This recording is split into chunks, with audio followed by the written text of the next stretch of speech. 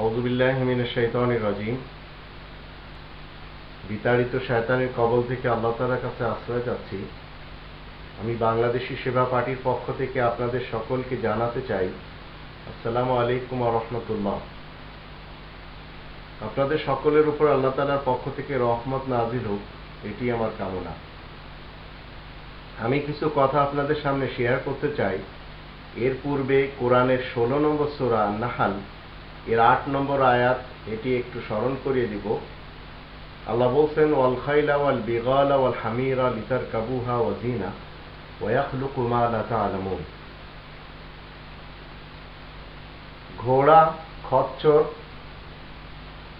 এবং গাধা, এগুলি আল্লাহ রাব্বুল আলামিন সওয়ারি কাজের জন্য সৃষ্টি করেছেন, এক স্থান থেকে আর এক স্থানে যাওয়ার জন্য। আর নিত্য নতুন তিনি এমন কিছু জিনিস তৈরি করেন যা আল্লাহ বলছেন তোমরা জানো না।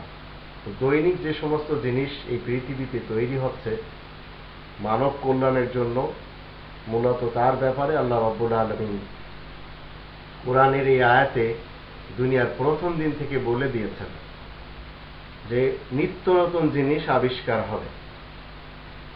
আমি বাংলাদেশি সেবা পার্টির পক্ষ থেকে আমাদের দেশের যে সকল নেতা কর্মীরা কমিউনিজমের জালে আটকে আছেন তাদেরকে বলতে চাই, আজ মানুষ চাঁদে যাচ্ছে, চাঁদের মাটিতে পা রাখছে, মঙ্গল গ্রহে পাড়ি দিচ্ছে, টেস্ট টিউব শিশুর জন্ম দিচ্ছে, জগতের এক প্রান্ত থেকে অন্য প্রান্তের লোকদের সাথে তারা কথা বলছে, এমনকি একে অপরকে দেখছেও।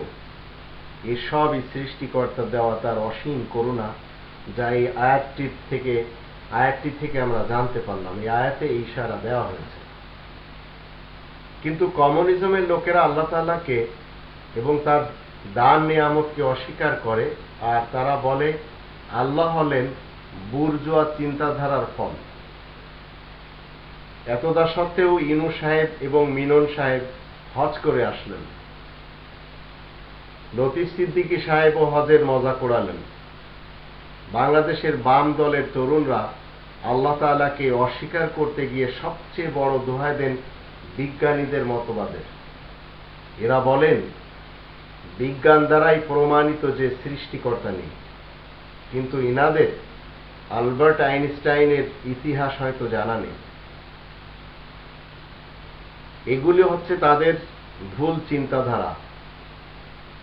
দেশকে সুন্দর দেশ গড়তে গেলে কেউ কোরআনের সত্যটাকে, যে সত্য কোরআনে রয়েছে সেই সত্যটাকে যদি তুলে ধরেন, তাহলে সেটাকে মধ্যযুগের বর্বরতার সাথে তুলনা করলে চলবে না। ঘুষের সিস্টেমকে কৌশলে বৈধ বলা, পতিতালয়ের পক্ষে কথা বলতে গিয়ে অন্যান্যদের শিরুচ্ছেদ করার ইচ্ছা প্রকাশ করা, ইনশাআল্লাহ এবং মাশাআল্লাহ নিয়ে তামাশা করা, দেশে দেশে ঘুরে দেশকে জঙ্গি প্রচার করা, এসব কোন যুগের এবং কত মূর্খ হলো সুশীল সমাজে।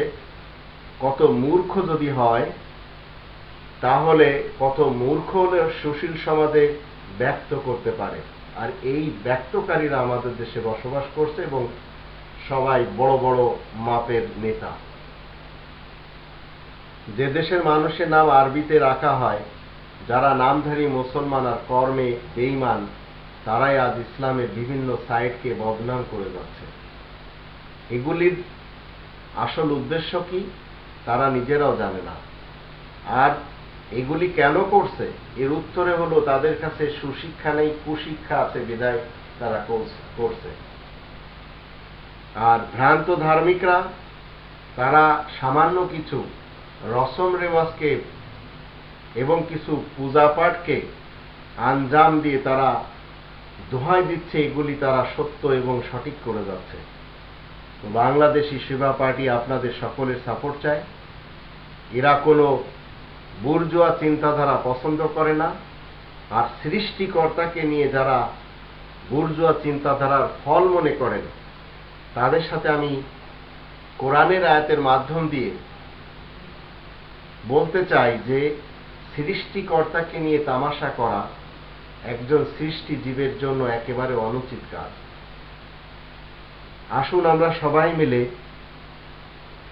অরিজিনাল এবং আসল যে বুর্জোয়া চিন্তাধারা রয়েছে সেগুলিকে আমরা একপাশে রেখে দেশকে গড়ি, দেশের মানুষের মাঝে সৌহার্দ্যপূর্ণ এবং ঐক্যবদ্ধ তৈরি করি।